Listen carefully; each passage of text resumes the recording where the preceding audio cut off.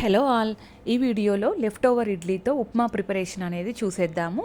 మొదటగా ఇడ్లీని ఇలా పొడి పొడిగా స్మాష్ చేసుకొని పెట్టుకోవాలి. శనగపప్పు, మినపప్పు, జీలకర్ర, ఆవాలు, పసుపు, ఉల్లిపాయలు, క్యారెట్, కరివేపాకు, పచ్చిమిర్చి, నిమ్మకాయ తీసుకోవాలి.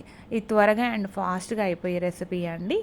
మార్నింగ్ టైంలో చేసిన ఇడ్లీ మిగిలిపోతే ఈవినింగ్ టైంలో పిల్లలకి ఇలా స్నాక్స్ లాగా చేసి ఇవ్వచ్చు, ఇష్టంగా తింటారు. మొదటగా బాణీ పెట్టి అందులో కాస్త 1 టేబుల్ ఒక గరిట ఆయిల్ వేసుకోవాలి. ఆయిల్ హీట్ అయిన తర్వాత పోపు దినుసులను 1 by 1 యాడ్ చేసుకోవాలి. ఇవన్నీ కాస్త చిటపటలాడిన తర్వాత ఉల్లిపాయ ముక్కల్ని కూడా వేసుకొని ఈ ఉల్లిపాయ ముక్కలు పచ్చిదనం పోయేంత వరకు రోస్ట్ చేసుకోవాలి.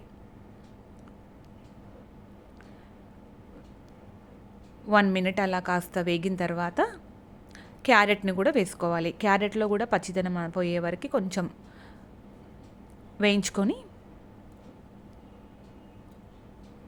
దీంట్లోనే మనము పచ్చిమిర్చిని కూడా యాడ్ చేస్తున్నాము. ఇవి కూడా బాగా వేగిన తర్వాత ఇందులోనే కరివేపాకు కూడా యాడ్ చేస్తున్నాము. ఇవన్నీ బాగా మగ్గిన తర్వాత మనకి రుచికి సరిపడా ఉప్పు వేసుకొని మళ్ళీ ఒకసారి బాగా కలపెట్టి ఈ లెఫ్ట్ ఓవర్ ఇడ్లీని దీంట్లో వేసి అంతా కలిసేలా, పోపుకి అంతా కలిసేలా ఒకసారి కలబెట్టడమేనండి.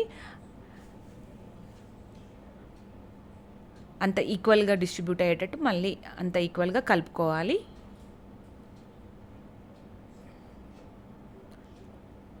ఉండల్లాగా లేకుండా ఈక్వల్గా కలుపుకోవాలి. దీంట్లో కొంచెం ఒక పులుపు కోసమని కొంచెం నిమ్మరసం అనేది పిండుతున్నాము.